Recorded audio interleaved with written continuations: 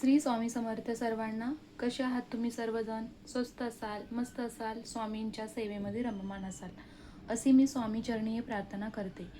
कालच एक मी व्हिडिओ टाकलेला होता की वटपौर्णिमा कधी आहे, वटपौर्णिमा आपल्याला कधी साजरी करायची, वडाची आपल्याला पूजा कधी करायची आहे, राहुकाळ कधी आहे आणि शुभमुहूर्त कोणता आहे याची सर्व माहिती तुम्हाला दिली होती.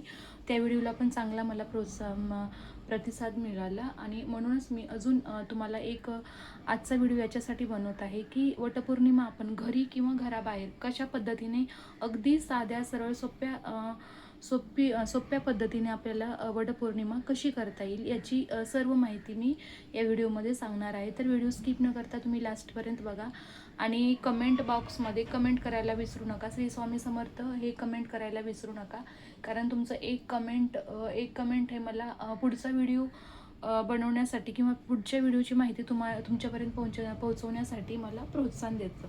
त्यासाठी कमेंट बॉक्समध्ये कमेंट करायला विसरू नका.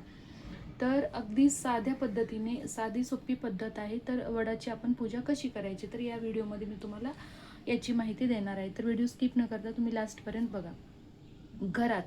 घरात किंवा बाहेर आपण जर आपण बाहेर वटाची पूजा करायला गेलो तर कसं असतं माहिती आहे का, बाहेर वडाची पूजा करायला गेल्यानंतर आपल्याला सुवासनीची ओटी भरायला कुणाला बोलवण्याची गरज पडत नाही. तिथेच आपल्याला बऱ्याचशा सुवासिनी भेटतात. सुवासिनीची ओटी आणि वडाची पूजा केल्यानंतर पाच का विना सुवासिनीची तुम्हाला ओटी भरायची आहे. त्यासाठी बाहेर गेलं तर अगदी चांगलं राहील. पण शहरा ठिकाणी किंवा कोणी बाहेर देशात राहतात, कुठे राहतात, काही जणांकडे ओढाचं झाडसुद्धा नसतं आणि म्हणजे अशी खूप प्रॉब्लेम असतात. तर त्यावेळी तुमच्याकडे झाड किंवा फाटा काहीही नसेल तर त्यावेळी तुम्ही वडाच्या झाडाची फोटो किंवा चित्र आपण गुगलवरून किंवा कुठूनही फोटो किंवा चित्र आणून त्याची तुम्ही पूजा करू शकता. कारण कुठलीही पूजा श्रद्धेने किती श्रद्धेने करतो याला महत्त्व असतं. त्यासाठी आपण पूजा करायची असेल तर तुम्हाला वडच पाहिजे. वड नाही आहे तर मी पूजा कशी करू असं नाही. तर तुम्ही वडाच्या झाडाची फोटो किंवा जे काय असेल तर त्याची पण पूजा करू शकता. आणि बाहेर वडाच्या झाडाखाली गेलात तर अतिउत्तम राहील. तिथे आपल्याला प्रदक्षिणा घालायला म्हणजे सगळं जशी आपल्याला पूजा मनासारखी करायची आहे त्याप्रमाणे आपल्याला पूजा करायला भेटेल. तर तुम्ही बाहेर जेव्हा वडाची पूजा करायला जात असता तेव्हा तुम्हाला घरून कुठलं साहित्य न्यायचं आहे लक्षात ठेवा. एक आपल्याला देवाचं ताट घ्यायचं, देवाच्या पूजेचं ताट घ्यायचं आहे, पितळाचं किंवा तांब्याचं. त्या ताटामध्ये आपल्याला एक सुपारी घ्यायची आहे. सुपारी म्हणजे आपल्याला गणपतीची स्थापना, कुठलीही पूजा करत असताना प्रथम आपण गणपतीची पूजा करूनच आपण कुठलीही पूजा करतो. त्यासाठी आपल्याला गणपती म्हणून आपल्याला एक सुपारी घ्यायची आहे. नंतर 4 विड्याची पानं घ्यायची आहे. विड्याची पानं घ्यायची आहे. त्यानंतर आपल्याला वडाला प्रदक्षिणा घालण्यासाठी जो दोरा लागतो, गुंड म्हणतात, ते गुंड घ्यायचं आपल्याला पूर्ण व्हाईट कलरचा. आपल्याला रील किंवा दोराची गुंडी असते बघा ती. आणि ती गुंडी घेत असताना नवीनच असावी, म्हणजे जुनी इकडे तिकडे पडलेली नसावी, ती नवीनच असावी. रील किंवा गुंडी जे दोऱ्याची आहे तो व्हाईटच असावा, पांढरा कलर असावा त्याचा. ती घ्यायची आहे. नंतर तुम्हाला वडाची ओटी भरण्यासाठी तुम्हाला ओटीचं सामान लागणार आहे.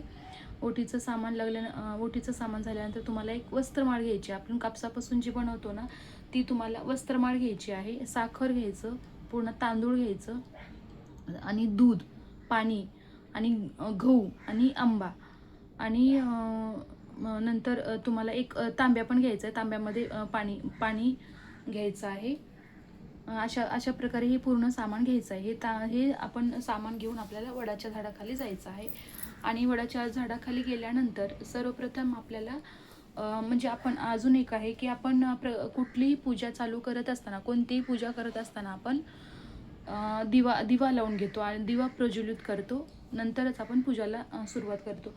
नंतर तिथे गेल्यानंतर पहिल्यांदा आपल्याला दिवा लावून घ्यायचा आहे. दिवा आणि अगरबत्ती लावून घ्यायचा आहे. दिवा प्रज्वलित केल्यानंतर दिव्याची आपल्याला पूजा करायची आहे. दिव्याला हळदी कुंकू व्हायचं आहे, फूल व्हायचं आहे, अक्षदा व्हायचं आहे आणि धूपदीप दिव्याला लावून दिव्याची पूजा करायची आहे. दिवा ठेवत असताना दिव्याला तुम्हाला आसन द्यायचं आहे. तांदळाचं किंवा फुलाचं तुम्हाला दिव्याला आसन द्यायचं आहे.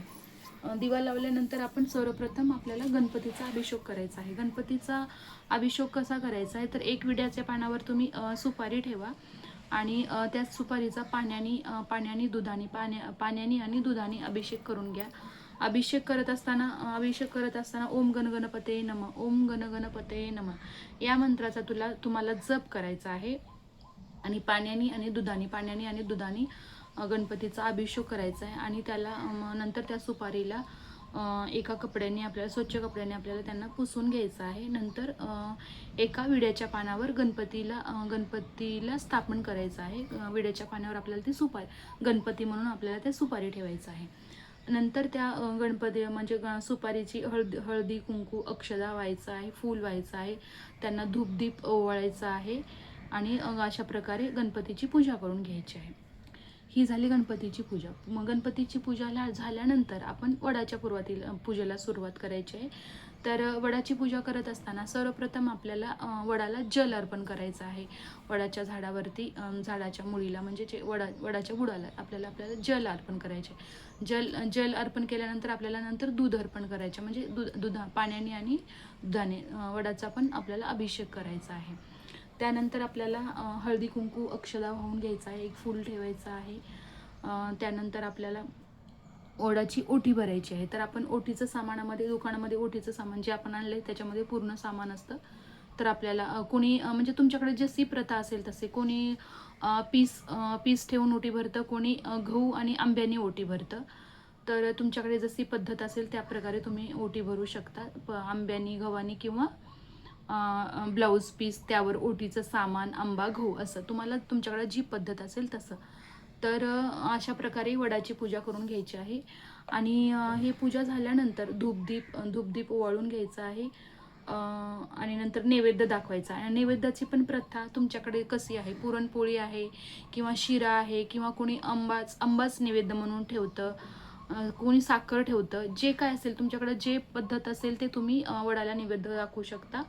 आणि हे सगळं झाल्यानंतर धूपदीप आरती ओवाळून घ्यायचं आहे. आणि त्यानंतर आपल्याला ओढाला प्रदक्षिणा घालायचं आहे. प्रदक्षिणा घालत असताना वडाला अगोदर एक गाठ मारून घ्यायचं आहे. आणि प्रदक्षिणा घालत असताना तुम्ही म्हणजे तुमच्याकडे जशी पद्धत असेल तशी, कोणी तीन प्रदक्षिणा घालतं, कोणी 5, कोणी 7 घालतं, कोणी 11, कोणी 21, जशी पद्धत आहे किंवा वेळ किंवा जसं जमल तसं तुम्हाला प्रदक्षिणा घालायचं आहे. आणि प्रदक्षिणा घालत असताना हेच प्रार्थना करायचं आहे की जन्मोजन्मी मला हेच पती भेटू दे, हेच नवरा भेटू दे आणि माझ्या नवऱ्याला दीर्घ आयुष्य लाभू दे आणि माझं सौभाग्य अखंड सौभाग्यवती राहू दे मी, असं प्रार्थना करत वडाच्या झाडाला आपल्याला प्रदक्षिणा घालायची आहे. आणि जे तुमची 7, 5, 11, 21 ज्या प्रदक्षिणा झाल्या आहे घालून त्या घातल्यानंतर आपल्याला तो जो दोरा आहे, ते जे सूत आहे ते आपल्याला तोडायचं नाही आहे. ती तशीच गुंड रील की जे काय आहे ते तसंच ओढाला तिथेच ठेवायचं आहे. तर ते तोडायचं नाही आहे. अशा प्रकारे ही झाली वडाची पूजा. आणि वडाचं तर तुम्हाला वटसावित्री पौर्णिमेला वडाची पूजा का करतात हे तर अगदी सर्वांना माहिती आहे की सत्यवानाचे जेव्हा प्राण गेले होते त्यावेळेस